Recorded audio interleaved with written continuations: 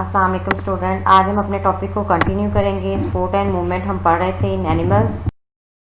उसमें हमने 2 types of skeleton देख लिए थे। आज हम देखेंगे third type of skeleton, that is endoskeleton. Endoskeleton क्या होता है? एंडोस्केलेटन नाम से पता चल रहा है कि एंडो मीन इनसाइड ना।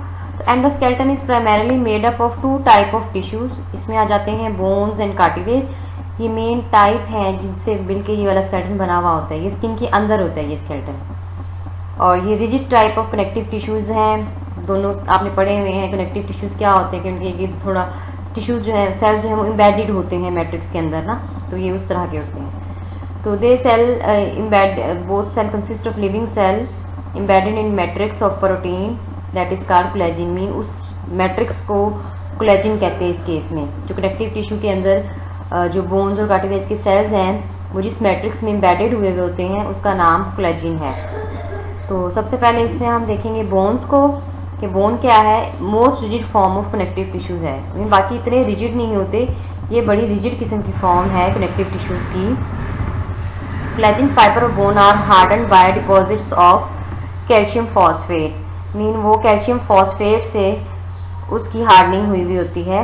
Bones support your arms legs consist of outer shell compact bone.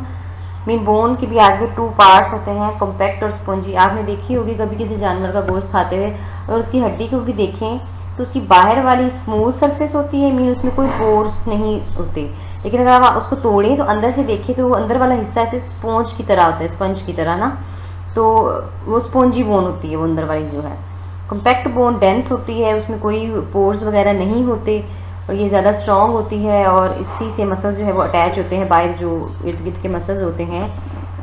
जबकि स्पॉन्जी बोन लाइट होती है और इसमें ब्लड वेसल्स होती हैं, पोरस बहुत ज़्यादा होती है। तो इसमें बोन मैरो, जिसको हम हड्डी का गूदा कहते हैं, वो यहाँ पे पाया जाता है जहाँ पे ब्लड सेल्स बनते हैं।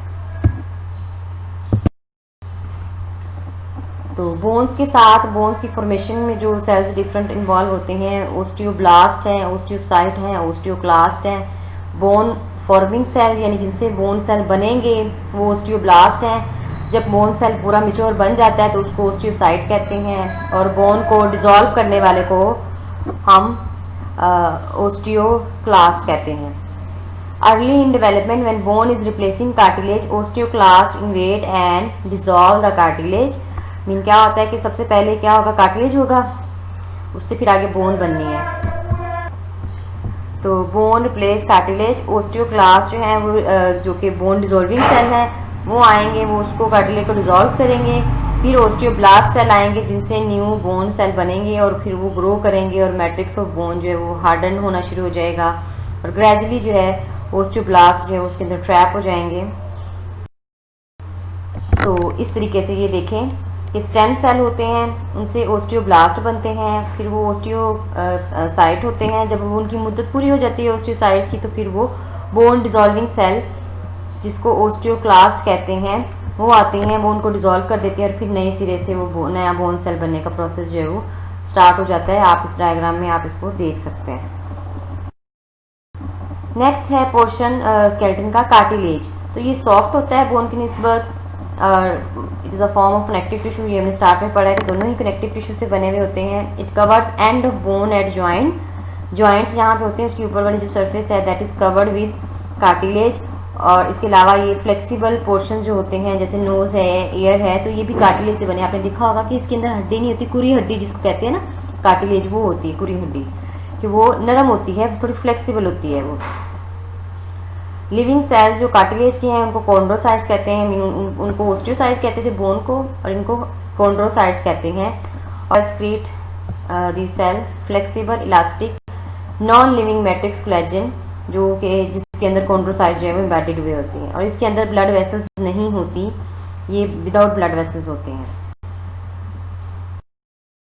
टाइप्स इसकी 2 मेन है, हाईलाइन और इलास्टिक। हाईलाइन क्या है? अबंडेंट टाइप है, ये पाई जाती है मूवेबल जॉइंट में, जहाँ पे जॉइंट्स हैं हमारे जैसे घुटने हैं, कोनियाँ हैं, फिंगर्स के ये पोर हैं सारे, तो यहाँ पे ये पाए जाएंगे। ये उनको कवर करते हैं, फ्रिक्शन से बचाते हैं। नोज में, ट्रेकिया में ये वाले पाए जाते हैं। इलास्टिक हैं तो they contain bundle of collagen fibres, it form external pinna, यानी कि हमारे ईयर जो बनाते हैं ना उसमें, और एपिग्लोटिस जो हमारे गले में प्रेजेंट होते हैं, हमारे जो उसको कवर करता है हमारे रिस्पिरेटरी सिस्टम को, जब हम स्वेलिंग कर रहे होते हैं उसको बनाते हैं। फंक्शंस है स्केलेटन सिस्टम के मेन एक तो सपोर्ट एंड मूवमेंट तो है ना, उसके अलावा भी स्केलेटन सिस्टम के कुछ फंक्शंस होते हैं, तो वो देखते हैं क्या क्या होते हैं।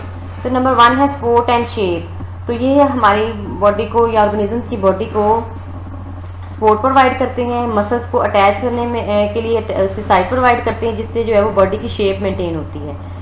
नेक्स्ट है कि ये प्रोटेक्शन देते हैं, they protect the internal organ such as brain. आप देखें कि ब्रेन के ऊपर स्कल है, वो अंदर ब्रेन को प्रोटेक्ट कर रही है। स्पाइनल कॉर्ड के ऊपर रीढ़ की हड्डी है। का हार्ट है तो हार्ट हमारे यहाँ पे ये आ जाती है हमारी रिब केज वगैरह में, वो प्रोटेक्टेड है। लंग्स वगैरह ये प्रोटेक्ट कर रही होती हैं हमारा स्केलेटन सिस्टम इन चीज़ों को। मूवमेंट है तो स्केलेटन मसल जो है वो बोन्स के साथ अटैच होके बॉडी की मूवमेंट में हेल्प करते हैं। इसके अलावा मिनरल होम्योस्टेसिस है, तो बोन जो है वो as a store for calcium, phosphorus, sodium, potassium. इन क्या होता है कि इनका स्टोरेज होता है हमारे स्केलेटन सिस्टम में। जब ब्लड में ज़्यादा होता है तो वो जाके स्केलेटन पे स्टोर हो जाता है, जब ज़रूरत होती है तो वहीं से ये दोबारा ब्लड में शामिल होके जो है वो बॉडी के होम्योस्टेसिस का मेटाबॉलिज्म का पार्ट बन जाता है। मीन ये एज अ स्टोरेज एक्ट करता है इन मिनरल्स के लिए। जब बॉडी में एक्सेस होंगे तो वो स्टोर हो जाएंगे, जब इनकी कमी हो जाएगी तो वहीं से ये बॉडी उसको ब्लड में शामिल करके मेटाबॉलिज्म का पार्ट बना देंगे। इसके अलावा ब्लड सेल की प्रोडक्शन है यहाँ पे होती है। रेड और वाइट ब्लड सेल्स जो हैं वो बोन मैरो में प्रोड्यूस होते हैं, वहीं पे इनके ये जो है वो प्रोडक्शन होती है। तो ये मेन इसके फंक्शन हैं स्केलेटन सिस्टम के, और हमने देखा। आगे हम ह्यूमन का स्केलेटन सिस्टम कल से स्टार्ट करेंगे, उसमें देखेंगे कौन कौन से पार्ट्स होते हैं।